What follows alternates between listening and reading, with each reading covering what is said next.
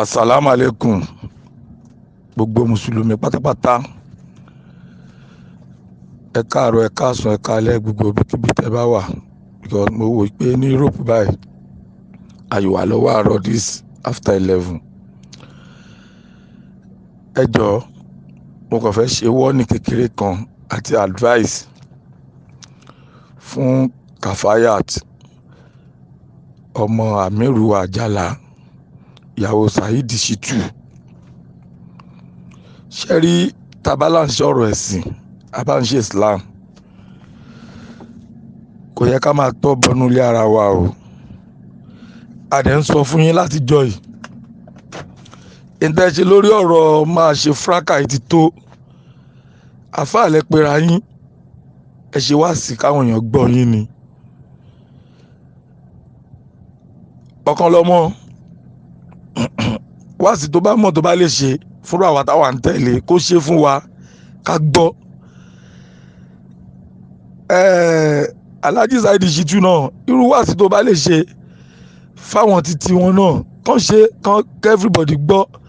Ṣé rí ibi tẹ́ ẹ bá kíní ìdè, èmi ń rí pé ó yẹ kẹ́ ẹ ti jọ jáwọ́ nínú fúráká. Ọ̀rọ̀ wá sí ló kù báyìí tó yẹ kẹ́ ẹ máa ṣe fáwọn èèyàn, káyé lè rí yín tó tọ́ pé ok o, eléyìí àfáà ni, eléyìí náà àfáà ni. Because mo kàn tiẹ̀ sùn, mo wá ń wo àwọn oríṣiríṣi ní Facebook. Àjàjàrú wọ bọ̀bọ̀ tó máa ń ṣe voice yẹn, tó máa ń fi búyàwó ọ̀kan lọ́mọ. O ò ní bẹ̀rù Ọlọ́run o. Èmi dẹ́mọ̀ ẹgbẹ́rú wọ yìí ò kì í ṣe mùsùlùmí. Because tó bá jẹ́ mùsùlùmí ni, wàá mọ̀ pé kí wọ́n máa dalé onílé rú. Ara nǹkan tí Islam yé gẹ̀ẹ́sì ni. Mo wo voice yẹn, ẹ̀rù Ọlọ́run bá mi. Tí Kudi bá jáde tó bá ṣe fídíò fún òfọ́kàn lọ́mọ mọ́lẹ̀, wọ́n á fi lọ́rùn lẹ̀, kò dẹ̀ ní dá fún ẹ. Èmi ò nífẹ̀ẹ́ kí n máa ṣépè fún yàn kí n dẹ̀ máa búyàn, but ó pé rẹ ní mùsùlùmí ò dẹ̀ pẹ̀lú èdè báyẹn jáde lẹ́nu. Ṣé rí inú ayé tá a wà yìí, nǹkan tẹ́ fẹ́ tọ́ bọ̀ yìí, táwa náà bá bẹ̀rẹ̀ pẹ̀lú yín ó máa lágbára fún yín díẹ̀ o. Kàfáyà ìwọ́dẹ̀ ni mo fẹ́ advice. Mímọ̀ táwa mọ̀ bàbá ẹ̀, àfáà dáadáa la mọ̀ wọ́n sí. Àwọn eléégún dẹ̀ràn máa ń gbógun tì ń gbà yẹn ní Lagos Island tipẹ́tipẹ́. Bàbá yìí ò dẹ̀ kí ń balẹ̀ jẹ́, kò kí ń bọ̀nà jẹ́, kò kí ń takú, kò kí ń tá sọ̀rọ̀ lé onílé, kò dẹ̀ kí ń da nǹkan rú. But ọkọ tó ló lọ fẹ́ yìí, Islam kọ́ lọ́kọ ẹ̀ yìí ń ṣe yìí o, láti lọ máa sponsor àwọn èèyàn pé kẹ́ ẹ balẹ̀ onílé jẹ́, kẹ́ ẹ dalé onílé rú. Ṣòmọ̀ pé ọ̀nà òbọ̀ ọlọ́run kan dalé tiẹ̀ náà rú. But tó bá jẹ́ pé yẹn lọ́kọ ẹ tó fẹ́ dúró lé lórí, wà látàlá ẹ̀sùn mọ́bí láì ọgọ́rùn èèyàn tó máa gbìjájà Kudi yapa lórí Facebook. Ó mọ̀ pé ó gbé wọ láti Nàìjíríà, ó gbé ẹ pamọ́ sí Turkey, kò lè jẹ́ kí ìyá dààmú mọ́ ní Belfast. Àwa gan a máa ṣe voice lóyìnbó, ta máa ṣe voice, a máa fi English ṣe voice, a dẹ̀ máa send ẹ̀ sí contact ìyá dààmú. Ẹ máa mọ̀ pé ibi tí wọ́n ti ń yọ ọṣù láyé èèyàn ti máa ń yọ gbọ́. Wọ́n nà ọkọ ẹ kó fi ajá Kudi lọ́rùn lẹ̀ pẹ̀lú àwọn tán ní life, àwọn jákujàku ẹ̀dá tó ń lò, kọ́ máa bá ẹni ẹlẹ́ni jẹ́, kọ́ máa dalé onílé rú. Eléyìí ò kì í ṣe Islam. Ẹ jáwọ́ nù bá aburú yìí náà, ẹ jáwọ́ nù aburú yìí, aburú leléyìí. Islam kọ́ lẹ́ ń ṣe yìí. Ok, Quran wo ló sọ fún wa pé ká túlé onílé? Aya Quran wo ló sọ fún wa bẹ́ẹ̀ pé ó yá ẹ lọ túlé onílé? Àbí aya àdìtì wo ló sọ bẹ́ẹ̀ fún wa pé ká túlé onílé? Ṣé mùsùlùmí máa ń tú igi ni? Ẹ dẹ̀ pera yín láàfáà, ẹ fẹ́ máa tú igi? Wo this time around, wọ́n nà ọkọ ẹ kó sọ fáwọn wèrè tán ní life tó jẹ́ pé ọ̀run wọn go wà important sí wọn, tó ń da gbogbo nǹkan rú tó ń da nǹkan rú tẹ́ ń tọ́ bọ̀jọ́ ọmọlúàbí ẹni ẹlẹ́ni ẹ̀kọ́ wo la fẹ́ rí kọ́ lára yín báyìí ẹni ẹlẹ́ni ẹ bọ́kàn ẹ fèsì ọ̀kan lọ́mọ ẹ fi wúmà yẹn lẹ̀ ẹ jọ live life ẹ ṣe kó kú fún yín ni Kafayat ìwọ náà péré sí position wúmà yẹn ìwọ náà wò ń sìn kó wá jẹ́ pé o mọ̀ pé ilé ayé yìí kò sẹ́ni tí ò ní story kò dẹ̀ sẹ́ni táwọn mọ̀ life bó ṣe live life ẹ̀ tí ó dáa kó kàn wá máa rí lọ́wọ́ online kọ́kọ́ máa gbóríṣiríṣi jáde ń pa àwọ̀ náà mo mọ̀ pé náà ò ní dùn sí wa bàbá tó dẹ̀ bí ẹ àáfàá ni akọ́mọlẹ́kọ̀ọ́ ni wọ́n àwádẹ́ mọ̀ ọ́n séèyàn dáadáa but kán wá máa tọ́bọ̀ bàbá yẹn náà jákujáku the same thing alájà ya Kafayat ok àbúrò ọkùnrin tó bí tẹ̀lé ẹ kákọ́ máa sọ gbogbo ẹ̀ kákọ́ máa da gbogbo ẹ̀ sórí mídíà kọ́ máa sọ nípa ilé ẹ̀ kọ́ máa da gbogbo ẹ̀ rú mo mọ̀ pé inú ẹ̀ ò ní dùn but tó o bá bú ọkọ ẹ̀ yìí so bóyá ń da Islam Yorùbá láàmú yìí tó kàn fẹ́ máa da gbogbo nǹkan rú yìí àbí ìjẹ́ fẹ́ lé àjàkúdí kúrò ní ọkọ ẹ̀ ni ok kó lọ́ máa ṣe kiri yóò padà ṣé èèyàn tó lékún nínú Islam ni àbí èèyàn dínkù mo kàn ń fi lè advice ẹ̀ ni wàláì tàláì small be lie tọ́kọ ẹ bá lóun ò ní jáwọ́ pẹ̀lú wèrè kan tó ń ṣe voice tó jẹ́ pé kò mọ nǹkan tó kàn láyé ẹ̀ obìnrin ló ń bá fà á pé ìfẹ́ lé yẹn kúrò ní ọkọ ẹ̀ ló ń wá kiri tẹ́ ẹ bá jáwọ́ tó dẹ̀ fọ́kọ́ ẹ serious warning kó jáwọ́ lórí orí burúkú ranù tó ń ṣe yìí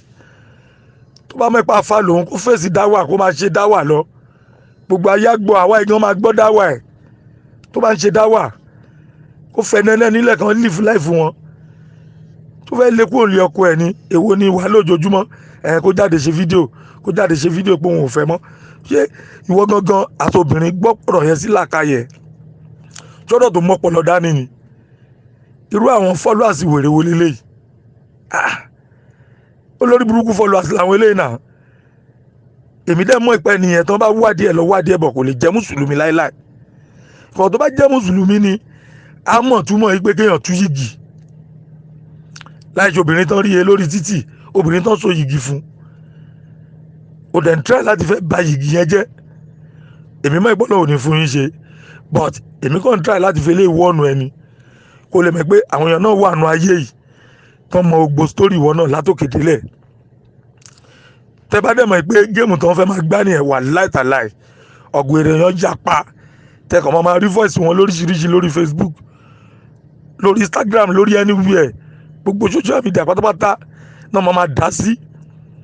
mo mọ̀ pé Tamiru gan bá padà ń gbọ́ inú wọn ò ní dùn mi ní sọ̀jú bẹ́ẹ̀ lọ fún ẹ tálájà náà bá dẹ̀ ń gbọ́ inú tiwọn náà ò ní dùn so tó bá jẹ́ pé ẹnu ẹ̀ ò ká ọkọ ẹ tó bá já Amiru náà ló tètè máa pè kán tètè wọ́ọ̀nù ẹ̀ kán bá sọ̀rọ̀ because mo gbọ́ wá sí bàbá ẹ̀ kan tó ń jẹ́ kó yẹ pé Islam bóyá ń ṣe ìkànnà yẹn ṣe wọn kì í ṣe dáwà báyìí àwọn action mi wà tó ń lò tí ò sínú Islam ṣe dáwà normal dáwà èwo ni máa tọ́ bọnú ilé onílé ọ̀rọ̀ tó tẹ̀ ń bí mi nínú gangan tí mo gbọ́ jù nígbẹ́ tí àwọn Yorùbá ṣe fídíò bó ń kọ́lé àwọn òní filẹ̀ ta lẹ́yìn tẹ́lẹ̀ ní fẹ́yàn kan lẹ̀ níta ìròyìn ò ní ṣẹlẹ̀ èmi ò bí Ọlọ́run kí lè tu Kafayat but wọ́nu Saidi dáadáa tẹ́yìn náà bá ti fẹ́ máa rí ọ̀rọ̀ ńláńlá tètè ò gbọ́dọ̀ máa gbọ́nu léyìn tètè wọ́nu ẹ o wà lẹ́tà láì small be lie ìyá dààmú àmọ́ ipò wà ń tọ́kì ìyá dààmú àmọ́ ipò gbogbo ọmọ tó kó wá sí Belfast yẹn òun kọ́ ló bí wọn òun ló bí wọn sorry pé ọmọ ẹ̀ ni ètò ń parọ́ fún ìyá dààmú pé kò kí n sọmọ òun àjẹ́ kí ìyá dààmú mọ̀ ipò ọmọ ẹ̀ ni so kí gbogbo ẹ̀kú scatter because àwọn ń try láti maintain peace nínú Islam mo ìwà mi ìmọ̀ kan lọ́mọ rí mi ìmọ̀ ọkọ ẹ̀ náà rí but àrígbé wàhálà tó ń ṣe yẹn ti ń pọ̀ jù ẹ jẹ́ ká make peace nínú Islam èwo tó wá ní àwọn lọ́ máa gbá wọn kan dìde tó ní lórí tó ní anything tó ní mọ̀ kankan pa Islam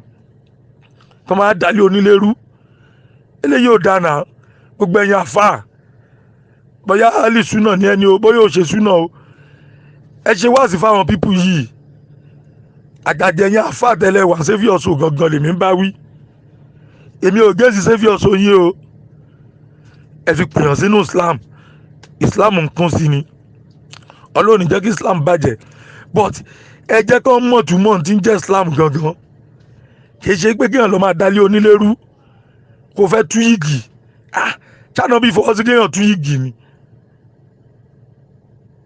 ẹ̀yin afa saviour so ẹ ṣe wá sí fún gbogbo àwọn blind followers yìí pé kò dá kéèyàn máa tú yìgì tó bá fẹ́ ránṣẹ́ Ọlọ́run lọ́wọ́ kan ràn lọ́wọ́ lọ́nà tó dáa ni lọ́nà ẹ̀tọ́ lágbára Ọlọ́run Islam yòóbó ní bàjẹ́ tẹ́yìn kan bàjẹ́ ǹdóbí kan tẹ́yìn gbèrò epo kó dàrú kó bàjẹ́ Ọlọ́run ní fún yín ṣe ilé anybody wa ní òdẹ̀ ní dàrú Ajakudi wo àwa ti dúró tán pẹ̀lú wọn fọkàn ẹ balẹ̀ torí ilé ayé yìí kò sí márè tó wà 100%. Kafayat tó wà ń tọ́kì gan kò lè ní pé bóyá gbogbo nǹkan tí Saidi Shitu ń ṣe pátápátá lòun wà òkè 100% pẹ̀lú ẹ̀ gbogbo ilé ló ní leakage ọkọ àti ìyàwó ẹ̀ máa pàṣẹ leakage yìí ni a dẹ̀ máa manage ara wa ni torí gbogbo àwọn tó ń ṣe voice yẹn tó fẹ́ tú yìgì yẹn mo mọ̀ pé lágbára Ọlọ́run ìbínú Ọlọ́run ọba tí ò ní lópin ó yìí máa sọ̀kalẹ̀ lé wọn lórí ìgbà àtijọ́ tó ti ń ṣe wèrè wọn tó ti ń tọrọ fúráká wọn mi ì rí ẹ kó dá tọrọ Islam rí bó tẹ̀ jẹ́ pọ́pẹ́ ti us Muslim ká ló ń dá sí sìn a lè ní àtórí pé ó ń dá sí ni o ẹ lè mú fídíò kan jáde tọ́mọ obìnrin fi dá sí bóyá ó bú èèyàn ní àbóṣe kínní kan so kí wàá lóde tẹ̀ ń tẹ́tì ẹ̀ náà kí lẹ̀ ń ní lára fún ẹ fílẹ̀ náà ẹ tẹ́ kí anybody live life ẹ̀ everybody maintain peace la fẹ́ ní Islam àfẹ́ ó ya wèrè lẹ́ni ó ya wèrè lọ́la ó yàgbẹ́ òótọ́ kí ló dé ẹ fi Islam lọ́rùn ilé ẹjọ́ sinmi ìwọ tó ń ṣe voice lójoojúmọ́ yẹn máa respect pọ̀kan lọ́mọ máa dẹ́ lóhùn àwa gan ti dúró tì àmọ́ máa dẹ́ lóhùn padà tó bá ti ń ṣe voice àwa náà máa ṣe voice fún ẹ kí ló dé ilé ayé ò lè tó bẹ́ẹ̀ ṣe mú yín náà peace la fẹ́ peace kí ló dé náà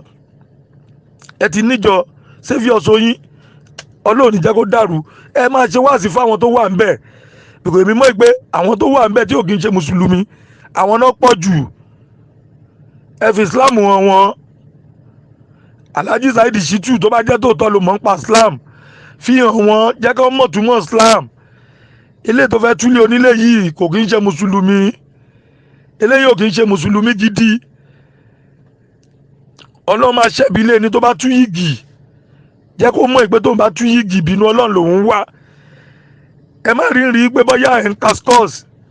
ọ̀rọ̀ ẹ̀sìn lẹ́lẹ́ ń sọ ọ̀rọ̀ ẹ̀sìn ni ó ṣe kíní kan fún mi mo fẹ́ ṣe tèmi padà ẹ ti jọ di nǹkan kan náà ni nǹkan kan náà jọ ní kí ló dé ilé ayé ìgbà sùúrù o pẹ̀lú ẹ̀mọ condition ọmọbìnrin yẹn ẹ̀dẹ̀ tún nítorí condition yẹn ẹ̀dẹ̀ fi ń threaten life ẹ̀ ok ọlọ́mọ àyẹ̀kárí o tẹ́ bá threaten irú life ọmọbìnrin yẹn ṣe fẹ́ pa ni ok wàá gbé champion yẹn déwájú Ọlọ́run gbé èmi ni mo threaten lágbájá tó fi kú wo wàá jẹ sẹ́bẹ̀sẹ̀bẹ̀ yà wájú Ọlọ́run bóyá Ọlọ́run ó jẹ́ bàbá ẹ̀ nílùú yín tó ń ṣe kínní and then most of you people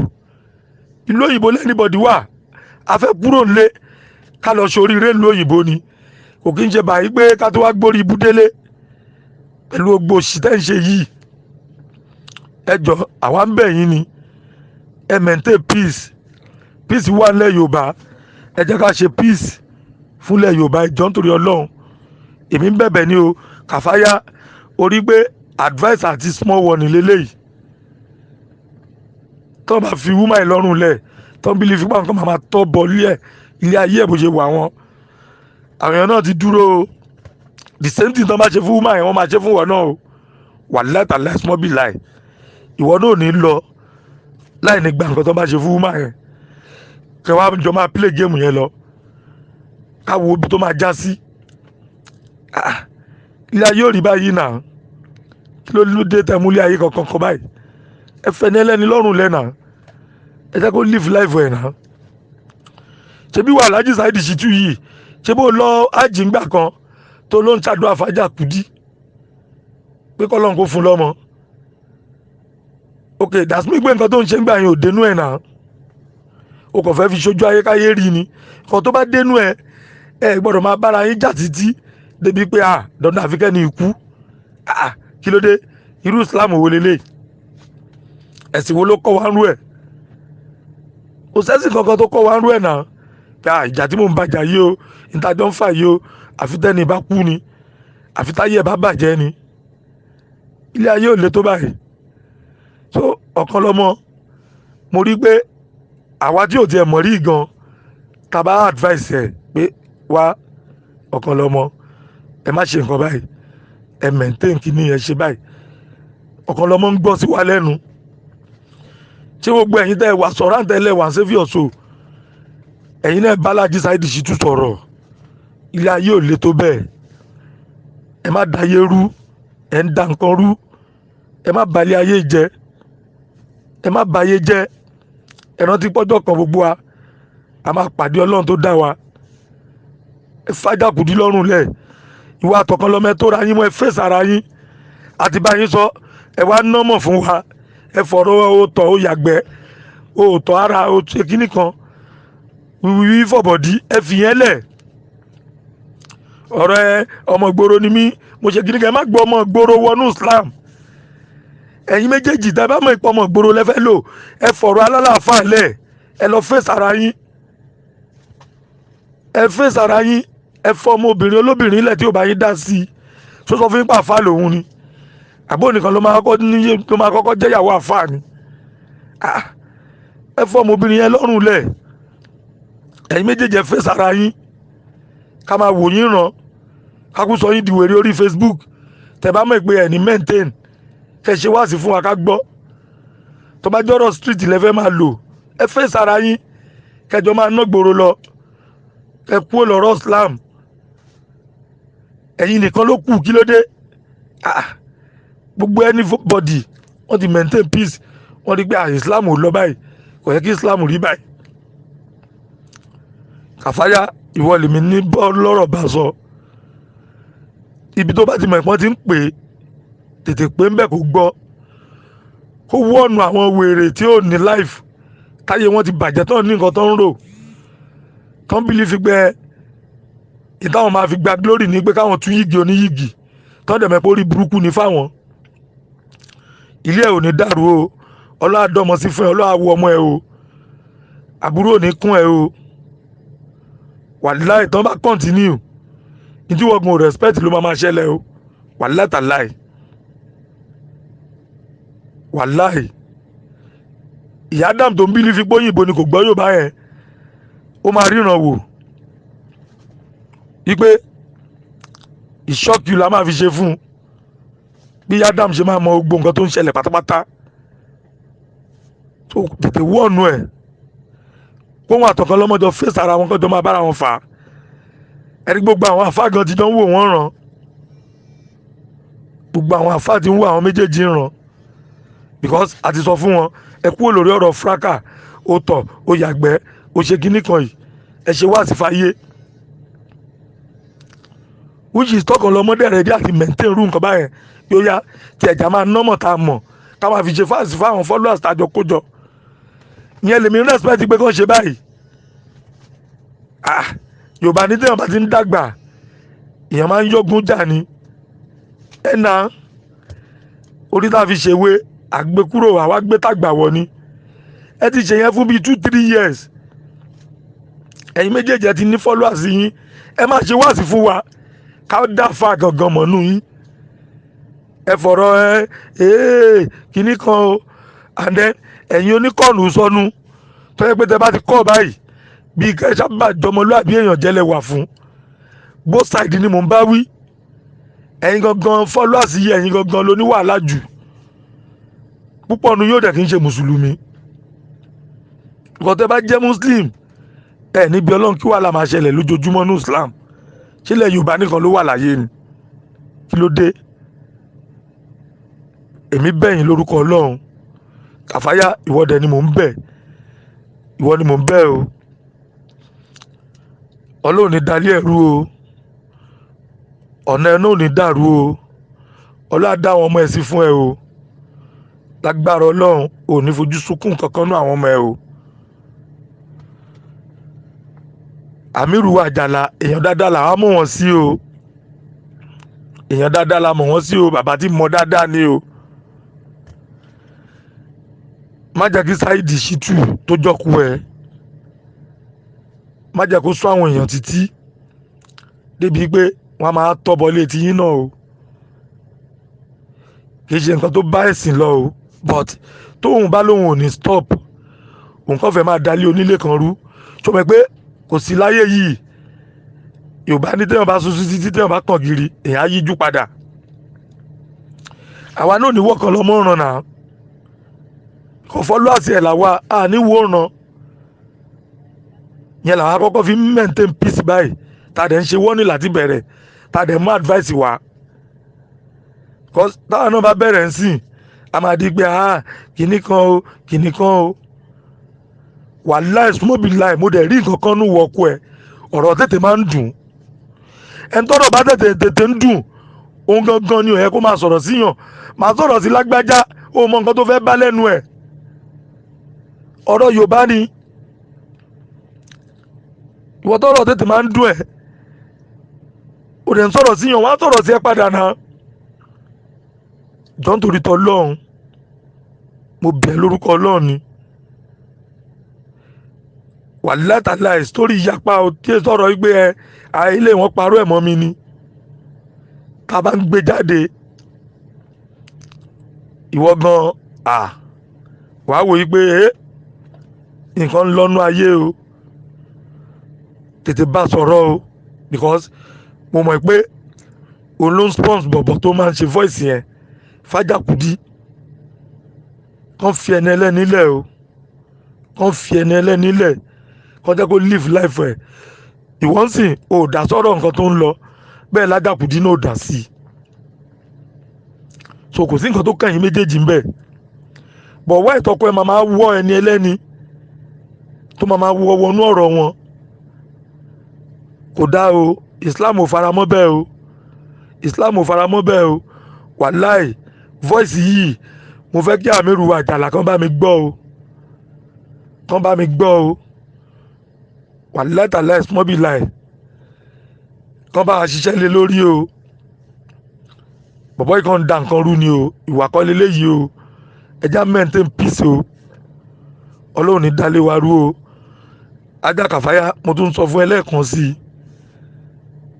tètè ṣiṣẹ́ lórí ẹ̀ kíákíá o tó bá fi wúmọ̀ ẹ lọ́rùn lẹ̀ kíní máa yí léwọ̀ náà lórí padà o ìwọ nìyàwó títí ẹ̀ náà o bẹ́ẹ̀ ni Adam náà dẹ̀ máa gbọ́ wàláì a máa jẹ́ kí Adam gan gbọ́ gbogbo tó ń lọ. Assalamu alaikum warahmatullahi wabarakatuh.